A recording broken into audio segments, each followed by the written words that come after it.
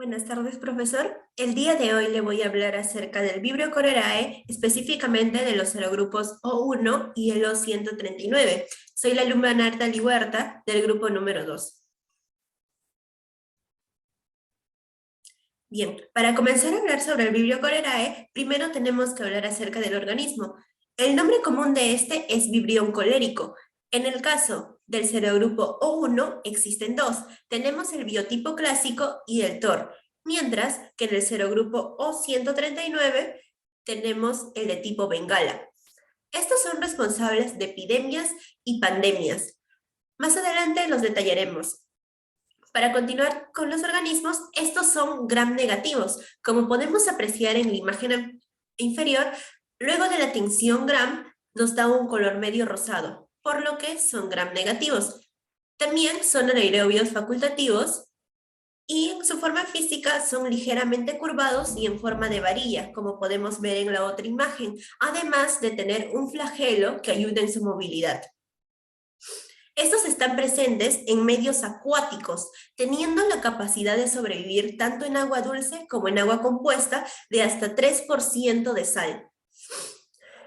La virulencia del virus Cholerae en los serogrupos O1 y O139 se debe a diversos factores que contribuyen a su patogenicidad, pero los más reconocidos como más importantes son la toxina colérica y el pilus corregulado. En el caso de la toxina colérica, es responsable de las diarreas copiosas e deshidratantes, características del cólera, siendo esto uno de sus principales síntomas. En el caso del pilus corregulado, esta es una fimbria que desempeña un papel fundamental en la colonización del virus Cholerae en el intestino humano.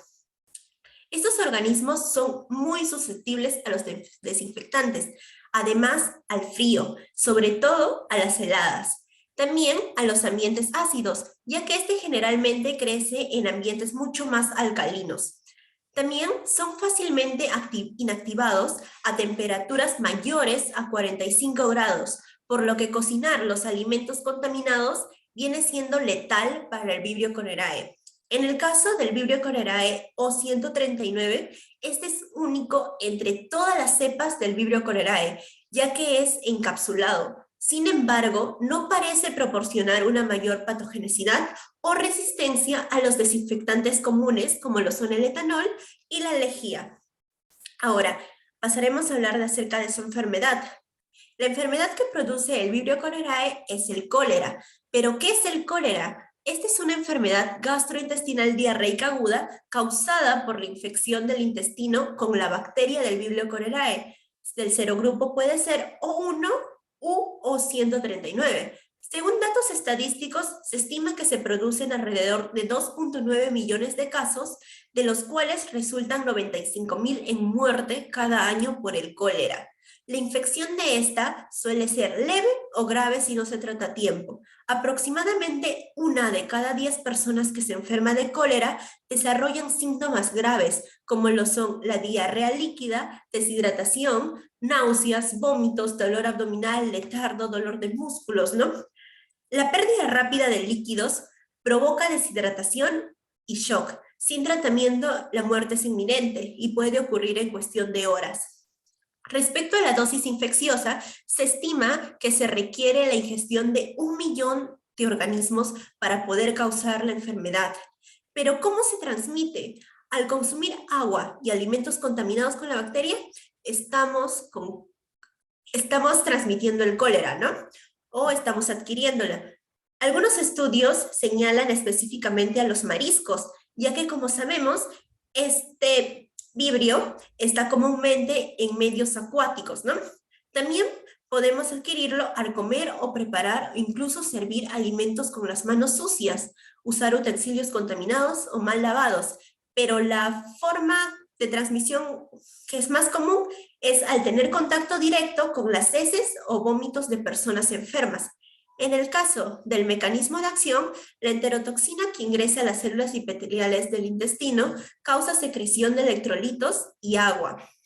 Esta pérdida de agua resulta en diarrea severa y deshidratación. Lo primero que sucede aquí es que tenemos a la toxina, que tiene 5 subunidades, como podemos apreciar en la imagen inferior, se parte en dos, A1 y A2, y una subunidad de unión se une al receptor GM1 en la membrana. Como vemos a continuación, causa que una de sus mitades ingrese a la célula, afectando directamente al ATP, generando así aumento del MP cíclico, haciendo que la bomba de sodio y potasio se invierta y que en lugar de absorber agua, va a eliminarlo.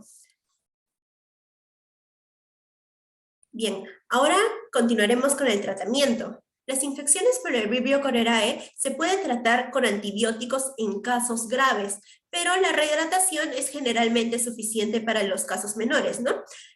Dentro de los antibióticos tenemos dos, la doxiciclina y la tetraciclina. Sin embargo, se han informado cerca resistencia a la tetraciclina. También podemos hacerle contra al cólera con buenos equipos de limpieza, con el cloro para poder desinfectar, ¿no? Porque ya vimos que son susceptibles a la desinfección. También con trajes protectores, ya que, como sabemos, es altamente infeccioso. En el caso de la frecuencia, en cuanto a la distribución geográfica, se da principalmente en zonas tropicales y subtropicales. Se considera endémico en Asia y África, epidémico en Centroamérica y Sudamérica y esporádico en Europa. La mayor transmisión se produce en países tropicales en vías de desarrollo, con malas condiciones higiénico-sanitarias o con deficientes sistemas de saneamiento del agua, ¿no? También puede aparecer en caso de desastres naturales, como son las sequías o las inundaciones, entre otros. Bien, ahora vamos a hablar acerca del Perú y cómo fue su situación del cólera en 1991. En 1991 lo que fue que la alarma llegó con los reportes de casos en Chancay, donde se registró el primer caso a fines de enero de ese año. Luego siguió Piura y Chimbote. De todos los departamentos de la costa se extendió a todo el país, a excepción de Cusco, esto solo en 8 semanas. La Organización de las Naciones Unidas para la Alimentación y la Agricultura, la FAO, recuerda que para fines de 1991, el Perú, Ecuador y Colombia acumulaban cerca del 97% de los 391.000 casos de cólera reportados en 16 países del continente americano. Un estudio publicado por la Revista Peruana de Epidemiología reveló que solo en el Callao el 40% de agua consumida tenía residuos fecales. Finalmente hablaremos del análisis en los alimentos. El Manual de Análisis Bacteriológico de la FDA describe los métodos comúnmente utilizados para aislar este organismo en los alimentos. Las formas patógenas y no patógenas de los organismos no existen. Por lo tanto, se recomienda analizar las cepas aisladas de alimentos para determinar las determinantes de la virulencia, ¿no? Como es la toxina del cólera, haciendo uso del método del PCR. Eso sería todo, profesor. Muchas gracias.